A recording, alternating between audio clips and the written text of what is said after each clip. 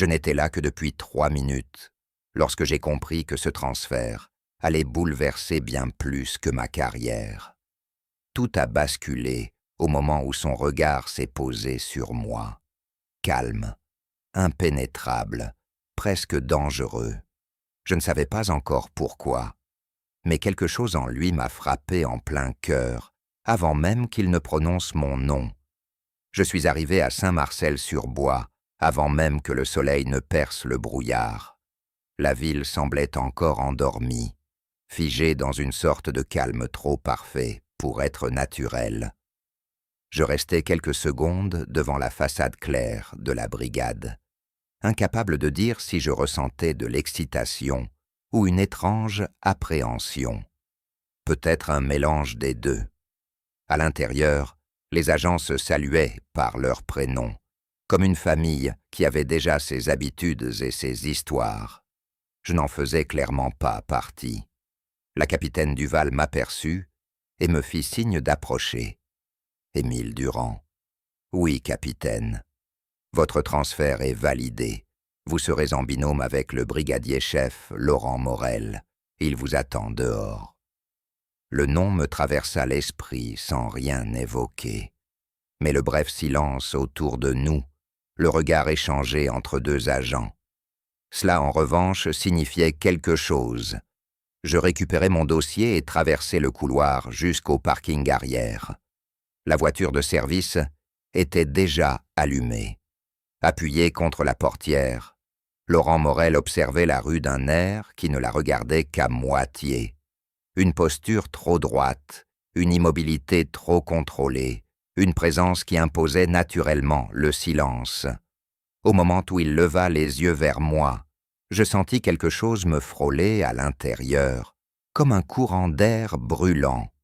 Durand, oui, monté, aucune émotion, pas même une inflexion dans la voix, mais lorsque je m'installai à ses côtés, l'air sembla soudain plus dense, chargé d'une tension que je ne savais pas définir. La patrouille commença dans un mutisme presque total. Laurent conduisait comme s'il faisait partie du véhicule. Gestes précis, respiration stable, regard rivé devant nous sans jamais sembler se fatiguer. Chaque correction qu'il me donnait tombait avec une exactitude irritante. Plus près de la radio. Pensez à annoncer la position. Vous avez raté un chiffre, rien d'agressif, juste une exigence qui venait probablement d'un passé que je ne connaissais pas encore. Je me surpris à l'observer plus qu'il ne fallait. Quand il tourna légèrement la tête, nos regards se croisèrent une seconde de trop, assez pour que mon cœur rate un battement. Nous fûmes appelés pour une voiture suspecte près d'un supermarché. Rien d'urgent, mais l'atmosphère changea aussitôt. Laurent avança avec une assurance presque troublante. Je tentai de suivre, mais un bruit métallique éclata soudain derrière un conteneur. Je sursautai. Lui, pas une once. Il appela simplement « Police, montrez-vous ». Un adolescent effrayé sortit de derrière le conteneur. Laurent ne haussa pas la voix, ne fit aucun geste brusque. Sa calme suffisait à apaiser la scène. Il lui indiqua un foyer à quelques rues. Le garçon partit en courant. De retour dans la voiture, j'essayais de cacher ma nervosité. « Tout va bien ?» demanda Laurent sans détourner les yeux du pare-brise. « Oui, vous avez réagi normalement. Le terrain demande du temps. » Il ne me regarda qu'une seconde, mais cette seconde fut comme une silence chargée, un moment où l'air sembla se réchauffer dangereusement entre nous. Plus tard, profitant d'une fausse alarme dans une pharmacie, il ouvrit la boîte à gants et sortit une barre de céréales. « Prenez. Vous n'avez rien mangé depuis ce matin. » Sa main effleura légèrement la mienne. Une chaleur soudaine, un shiver qui remonta le long de mon dos, trop vif pour être ignoré. Je retirai ma main trop vite, presque brusquement. Il ne fit aucun commentaire, mais je sentis son regard s'attarder sur moi. Un instant infime, presque imperceptible. et pourtant suffisant pour réveiller une tension que j'aurais préféré ne pas connaître. Plus la journée avançait, plus je découvrais une version de Laurent que personne ne semblait voir. Derrière la posture parfaite, il y avait de petites attentions. Réduire le son de la radio, me laisser le passage devant la voiture, écouter mes remarques avec un calme presque surprenant. Une fois, en entendant ma plaisanterie sur la vieille tour d'eau, il esquissa un sourire, minuscule, fragile, mais réel. À la fin de la journée, il gara la voiture avec une précision presque trop tendre pour un homme aussi fermé. « Vous avez de bons réflexes, » dit-il. « Travaillez juste la transition entre les appels. » Merci. Il hocha la tête. « Demain, 7 heures. » Je sortis de la voiture, mais avant d'atteindre la mienne, je me retournai. Laurent était toujours là, assis, immobile, comme s'il hésitait à partir, comme si quelque chose le retenait. Et dans cette hésitation, une certitude me traversa. Ce transfert n'avait rien d'un nouveau départ. C'était le début d'un glissement dangereux que nous n'avions pas prévu. Un glissement auquel je n'étais peut-être pas prêt à résister. Je n'avais pas prévu que la distance qu'il avait remise entre nous le lendemain serait plus douloureuse que n'importe quelle remarque. Pourtant, dès qu'il évita mon regard en montant dans la voiture, j'ai compris que quelque chose avait glissé dans une zone dangereuse et que lui seul savait pourquoi. La matinée avait un goût de froid sec, d'un silence trop maîtrisé. Laurent s'installa au volant sans un mot, comme s'il effaçait tout ce qui avait existé hier. Je sentis immédiatement la coupure, un espace tendu, presque tranchant, qui n'était pas là la veille. Je voulais lui demander s'il allait bien, mais son visage fermé disait clairement que ce n'était pas le moment. Alors je restais droit, attentif, même si un poids se logea sous mes côtes. Nous roulions vers le quartier du Pont Ancien, quand la radio signala un appel mineur. Rien d'inquiétant. Pourtant, la manière dont Laurent répondit, sèche, brève, indiquait qu'il n'était pas vraiment présent. Son regard fuyait le mien, comme si mes yeux brûlaient quelque chose qu'il tentait d'étouffer. À chaque angle où nos épaules auraient pu se frôler, il se raidissait imperceptiblement. Je pris une inspiration. « Tout va bien ?» Il ne répondit pas d'abord. Puis, « Oui, concentrez-vous. C'était faux, je le savais, lui aussi. Mais je me tus. C'était son rythme, ses murs. Je n'avais pas encore le droit de les toucher. Le premier incident arriva plus vite que prévu. Une dispute dans un petit appartement proche du canal. Rien de grave, mais l'atmosphère y était lourde. 2 adultes se hurlaient dessus. Une tasse vola et se brisa à quelques centimètres de mes pieds. Je me figeai un instant. Avant même que je ne réagisse, Laurent se plaça devant moi, bras légèrement levés, comme un réflexe qu'il n'avait pas pu retenir. « Vous êtes blessé ?» demanda-t-il d'une voix trop basse pour être neutre. « Non. »« Vous êtes sûr ?» Son regard insista une seconde de trop, et quelque chose passa en lui, un éclat bref, presque vulnérable, aussitôt étouffé. Je hochai la tête. Il se détourna brusquement, comme si admettre s'être inquiété était une faute. Nous réglâmes la situation, calmant les 2 adultes. Quand nous avons quitté l'appartement, personne ne parla, mais mes pensées tournaient dans un bruit sourd. De retour dans la voiture, il serra le volant plus fort qu'il ne l'aurait voulu. « Vous avez hésité, » dit-il. « Une fraction de seconde. » Une fraction suffit. Il n'y avait pas de reproche dans sa voix, plutôt une peur qu'il cachait mal. Je le comprenais désormais. La pluie commença à tomber alors que nous empruntions la route qui longeait la rivière. L'habitacle se remplit d'un silence chargé. Je sentais son souffle plus profond qu'à l'habitude, comme s'il se battait contre quelque chose qui lui échappait. Je voulus briser cette tension. Vous avez été protecteur. Il détourna immédiatement le regard. J'ai fait mon travail. Ce n'était pas que ça. Ses doigts se crispèrent. N'insistez pas. Je me mordis la lèvre, pas par peur, mais parce que j'entendais ce qu'il ne disait pas. Et ce qu'il ne disait pas brûlait presque plus que les mots. Nous fûmes ensuite envoyés au vieux dépôt ferré. Quelqu'un avait signalé une silhouette rôdant près des hangars. L'endroit, vaste et silencieux, amplifiait le craquement du métal. Nous descendîmes, chacun prenant un côté du bâtiment. L'air y était plus froid, saturé d'une tension que je n'arrivais pas à nommer. J'avançais lentement lorsqu'une ombre surgit.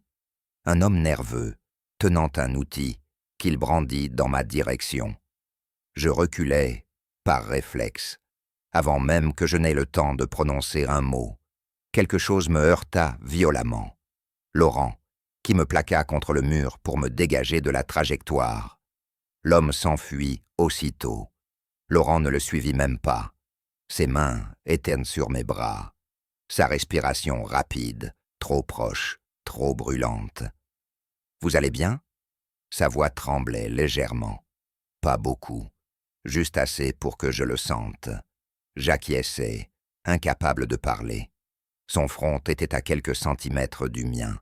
Une proximité dangereuse, chargée d'un souffle que je n'aurais pas dû entendre. Une seconde de plus, et nos limites se seraient consumées. Il recula brusquement, comme s'il franchissait un fil invisible. Désolé. Ce mot-là, dans sa bouche, sonnait comme un aveu. Le retour au commissariat fut silencieux. Pas le silence habituel. Un silence brûlant, où chaque pensée griffait l'air. Juste avant de sortir du véhicule, il dit « Ce n'est pas normal que je réagisse comme ça. » Je le regardai. « Ce n'est pas grave. » « Si. » Il souffla lentement, comme s'il avait trop de choses à dire et aucune à autoriser. On en reparlera. Pas maintenant. Il sortit, me laissant avec cette phrase suspendue comme un fil prêt à rompre. Ce soir-là, en rentrant chez moi, je sus que quelque chose venait de franchir une frontière. Pas un aveu, pas un geste, mais une fracture, une faille où s'accumulaient le désir, le danger, et ce que ni lui ni moi n'osions nommer. Et tout indiquait que la suite n'allait faire qu'aggraver cette tension. Je pensais avoir compris ses silences. Mais ce soir-là, quand il a refusé de croiser mon regard, j'ai su qu'il cachait quelque chose de plus profond que la peur ou la retenue, quelque chose qui avait commencé à me viser directement. Les jours suivants se déroulèrent avec une étrange tension, comme si un fil invisible nous reliait, tout en nous tirant chacun dans une direction opposée. Laurent restait professionnel, précis, presque trop calme, mais quelque chose avait changé dans sa manière de bouger, de respirer, de se détourner dès que mon épaule frôlait la sienne. Je sentais qu'il luttait contre un mouvement instinctif, une réaction qu'il n'acceptait pas encore. Ce combat silencieux, pourtant, n'échappait à personne. Un matin, en arrivant au parking, j'entendis 2 agents murmurer « Tu crois qu'il ?» Lui, peut-être. Morel, jamais. Leurs regards coupables, lorsqu'ils me virent, confirmèrent que la rumeur commençait à courir. À peine entré dans la voiture, Laurent lança « Ignore-les. » Je n'ai rien dit. Justement. Il démarra si brusquement que la ceinture se tendit contre ma poitrine. La nuit précédente, je n'avais presque pas dormi. L'idée d'avoir provoqué cette distance chez lui m'obsédait. L'idée qu'il se renferme à cause de moi me brûlait la gorge. Nous fûmes envoyés vers l'ancienne usine, près des bois. L'endroit, abandonné depuis des années, résonnait sous le vent. L'appel signalait une silhouette entrant par l'arrière. Une simple vérification, rien de plus. Pourtant, au moment de sortir de la voiture, Laurent posa sa main sur mon avant-bras. Un contact bref, chargé d'un courant trop vif pour être un simple geste professionnel. « Reste proche, dit-il. Pourquoi ? Parce que je te connais. Tu vas vouloir vérifier trop vite. » Je ne répondis pas. La chaleur de sa main restait imprimée sur ma peau, réveillant une agitation que je ne pouvais plus ignorer. L'intérieur du bâtiment était sombre, traversé par quelques raies de lumière. Nous progressions lentement. Un bruit métallique claqua quelque part à gauche. Malgré moi, je fis un pas en arrière. Laurent se tourna aussitôt vers moi. Son regard resta fixé sur mon visage plus longtemps que nécessaire. « Ça va ? » ?»« Oui. » Mensonge. Sa voix vibrait légèrement. Pas de colère, pas de reproche, une inquiétude brute qu'il ne parvenait plus à cacher. Je voulus me détourner, mais sa main se posa brièvement sur ma nuque pour m'arrêter. Une chaleur soudaine, presque déstabilisant. « Respire, » murmura-t-il. Cette seconde-là fut un basculement, une proximité que nous n'avions jamais franchie, une frontière où nos souffles se mêlaient presque. Si quelqu'un était entré à cet instant, il aurait compris immédiatement que quelque chose entre nous dépassait la simple camaraderie. Pas un mot de plus. Il retira sa main comme si la brûlure venait de lui. Nous continuâmes. Au détour d'un couloir, une silhouette surgit en courant. Un homme effrayé, fuyant probablement un squat, rien de violent. Mais alors que Laurent le plaquait contre le mur, je vis son bras trembler une fraction de seconde. Ce n'était pas l'homme qui l'avait surpris, c'était moi. Ou plutôt, ce qu'il avait failli laisser paraître quelques minutes plus tôt. Après l'interpellation, en retournant vers la voiture, il resta quelques pas derrière moi. Je sentais son regard dans mon dos, lourd, hésitant. Au moment de monter dans le véhicule, il dit simplement « Émile ». Je me tournai. « Oui ? Tu dois comprendre quelque chose. » Il inspira profondément, cherchant ses mots. « Si je mets de la distance, ce n'est pas contre toi. Alors contre quoi ?» Son regard se perdit un instant sur l'horizon gris. « Contre moi. » Ce fut tout. Pas d'explication supplémentaire, pas de geste, rien qu'une phrase suspendue qui me serra la poitrine. Le reste de la journée fut un enchaînement de patrouilles où chaque silence sonnait comme une confession avortée. À un moment, en revenant de la station-service, nos doigts se frôlèrent en même temps sur le même dossier, un simple frôlement. Mais la tension qui monta dans l'air fut telle que nous restâmes immobiles une seconde trop longue, comme pris au piège de quelque chose que nous n'osions pas nommer. Le soir, alors qu'il me déposait, il sembla hésiter, sa main restant quelques instants sur le levier de vitesse. « Bonne soirée, » dit-il. Je répondis, mais il ne me regardait pas. Je sortis, refermai la porte, puis fis 2 pas. Un bruit sourd me fit me retourner. Laurent avait posé son front contre le volant, immobile. Une posture de quelqu'un qui luttait contre lui-même. Je décidai de ne pas frapper à la vitre. Pas ce soir. Pas alors que je savais que la faille en lui s'ouvrait lentement, dangereusement, vers quelque chose que nous ne pourrions plus dissimuler longtemps. Et c'est cette nuit-là, en rentrant seul, que j'ai compris. Ce qui nous attendait n'était pas une simple complicité. C'était un embrasement que personne ne saurait jamais arrêter. Je pensais que la tension entre nous ne pouvait pas devenir plus dangereuse. Mais ce matin-là, quand j'entrai dans la brigade et que les conversations cessèrent d'un coup, j'ai compris que ce qui brûlait entre Laurent et moi commençait à attirer l'attention de tout le monde. Le silence dans le couloir n'avait rien de normal.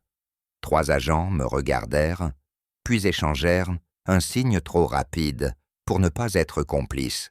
Je n'aimais pas cette ambiance, encore moins quand j'aperçus Laurent au fond de la salle, figé devant la machine à café, les épaules tendues, comme s'il était prêt à se refermer d'un seul bloc.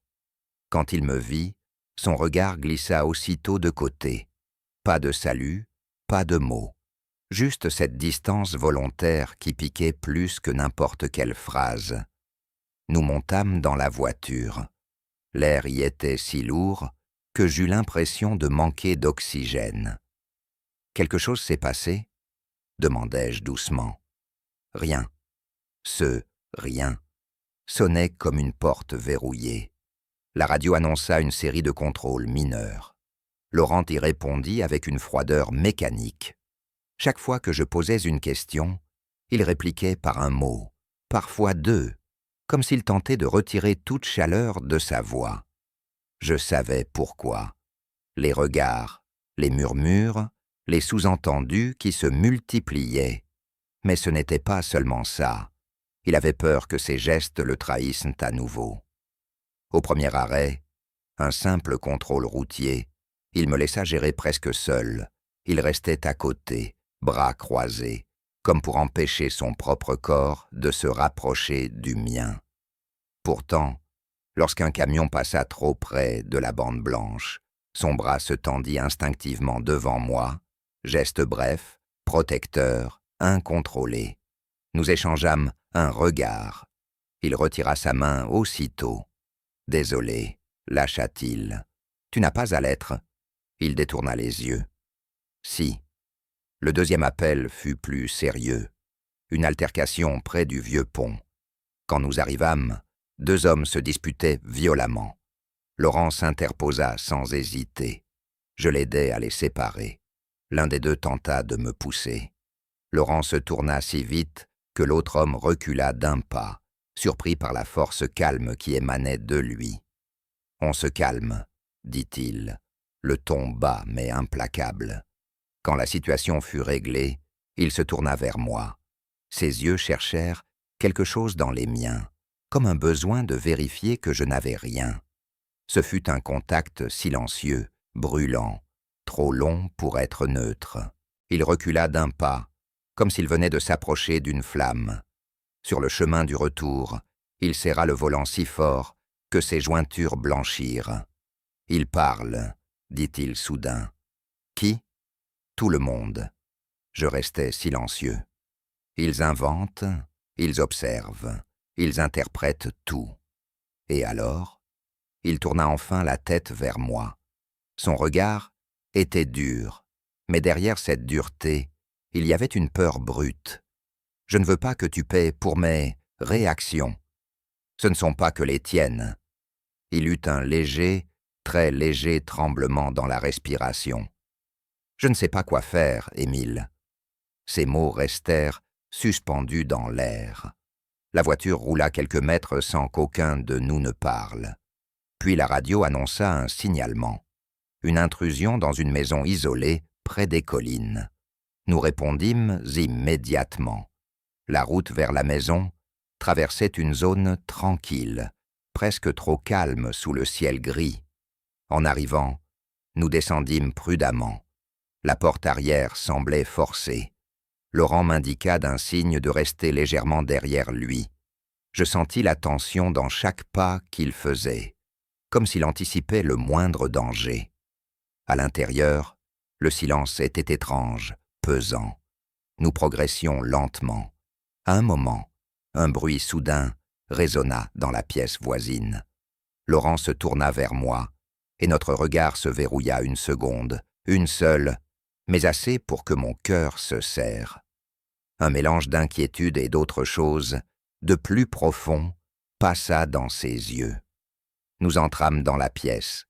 Un homme surgit derrière une étagère en tenant un objet métallique.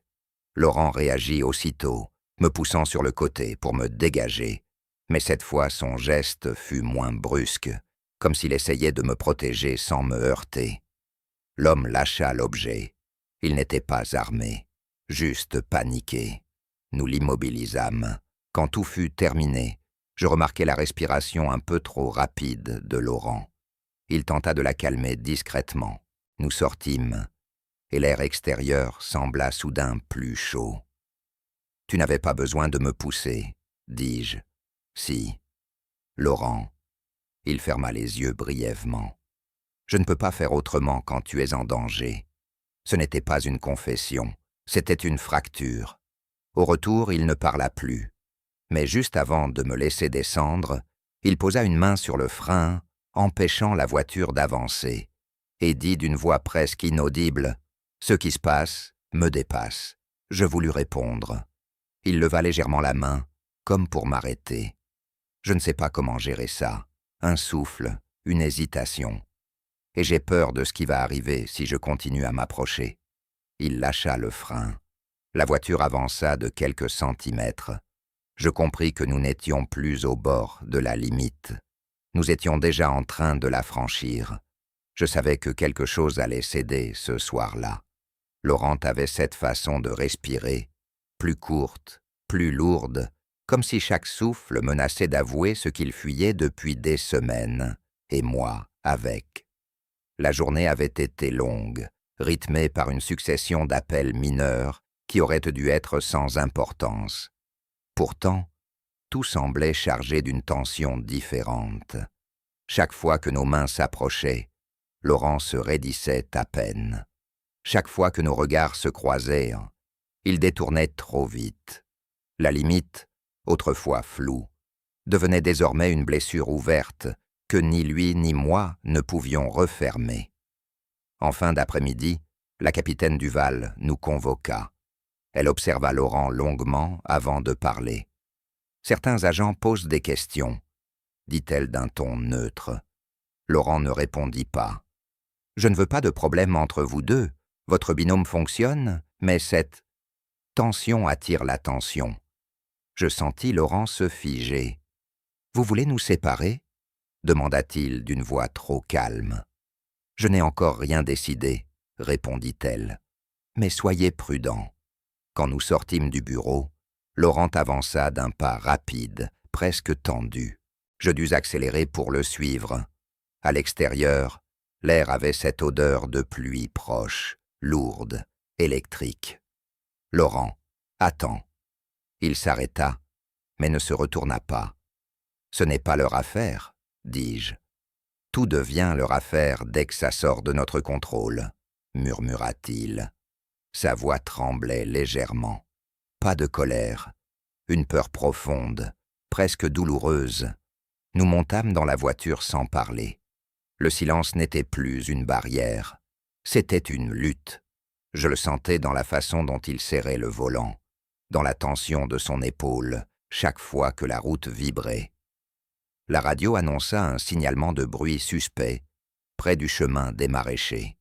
Nous répondîmes. La maison semblait vide. Le jardin, envahi par les herbes, bruissait sous le vent. Laurent descendit le premier. Je le suivis, essayant d'ignorer le battement de mon cœur. À mesure que nous avancions vers la porte arrière, je sentis qu'il m'observait du coin de l'œil, comme s'il anticipait le moindre danger. À l'intérieur, un craquement résonna. Instinctivement, je fis un pas en avant. Émile, non. Sa voix claqua comme un ordre, mais un ordre chargé d'une inquiétude à peine contenue. Il posa une main sur ma poitrine, me retenant d'avancer. Ce contact bref fit vibrer tout mon corps. Une chaleur monta entre nous, si forte qu'elle sembla remplir toute la pièce. Il retira sa main d'un geste brusque, comme s'il venait de toucher du feu. Nous avançâmes finalement ensemble. Dans le salon, un homme était recroquevillé derrière une table renversée. Une situation classique.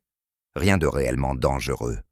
Pourtant, quand l'homme fit un geste brusque, Laurent se plaça immédiatement devant moi, son bras tendu comme un rempart. Encore cette réaction, encore ce réflexe qui le trahissait. Quand tout fut réglé, nous redescendîmes vers la voiture. Le soir commençait à tomber. Les nuages lourds coloraient le ciel d'un bleu presque noir. Laurent ouvrit la portière sans un mot, mais je posai ma main sur son bras. « Arrête !» Il se figea. « Tu ne peux pas continuer comme ça, » dis-je doucement. « Comme quoi ? Comme si me protéger te faisait mal. » Son regard se leva enfin vers le mien. Je n'avais jamais vu une tension pareille dans ses yeux. Un mélange de peur, de désir, d'épuisement. « Tu ne comprends pas, » murmura-t-il. « Alors fais-moi comprendre. » Il respira profondément, une respiration qui ressemblait plus à un aveu qu'à une réponse. « Je n'ai plus le droit de m'attacher. Pas comme ça, pas à toi. » Pourquoi ? Parce que ça m'a déjà coûté trop cher. Il recula d'un pas, mais je le suivis. « Tu me mets à distance depuis des semaines. Tu crois que je ne le vois pas ?» Son regard se brisa un instant. « Je ne veux pas te perdre. » Ces mots tombèrent entre nous comme une vérité trop lourde à porter. « Tu ne m'as jamais eu pour me perdre, » répondis-je. Il inspira, hésita, puis avança d'un demi-pas, comme attiré malgré lui. Nos souffles se frôlèrent. La tension devint presque douloureuse. Émile. Son prénom dans ma bouche était déjà une confession. Un grondement de tonnerre retentit au loin. La pluie commença à tomber en fines gouttes autour de nous, comme un voile qui isolait la scène du reste du monde. « On ne peut pas, » dit-il. « Alors pourquoi tu trembles ?» Il baissa les yeux. Ses doigts frôlèrent les miens, presque malgré lui. Une chaleur traversa mes veines. 1 seconde, 2, puis il recula brusquement, comme s'il se brûlait. « Je suis désolé. » Il contourna la voiture, monta côté conducteur et ferma la porte. Je restais figé sous la pluie, le cœur battant trop vite, trop fort. Je le vis poser ses mains sur le volant.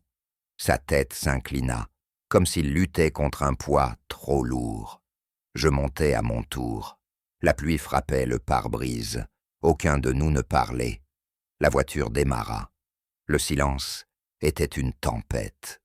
Sur le chemin du retour, au milieu du noir et des flashs de pluie, Laurent murmura finalement « Si je franchis cette ligne, je ne saurais pas revenir en arrière. » Je tournai la tête vers lui. « Alors, arrête de reculer. » Un éclair illumina son visage 1 seconde. Ses yeux étaient pleins de ce qu'il refusait toujours de dire, pleins de cette intensité qui m'avait brûlé dès le premier jour. Il ouvrit la bouche pour répondre, puis la referma. Sa main bougea légèrement sur le frein. Son souffle trembla. Et juste au moment où j'allais parler, la radio cracha un appel urgent, une voix paniquée, un signal codé qui exigeait notre présence immédiate. Laurent inspira profondément. On en reparlera. Je savais que ce n'était pas une promesse, c'était une alerte, un avertissement. Et alors que la voiture fonçait dans la nuit, je compris que la suite déciderait de tout, de lui, de moi, de ce qu'on deviendrait si l'un de nous osait enfin traverser la ligne.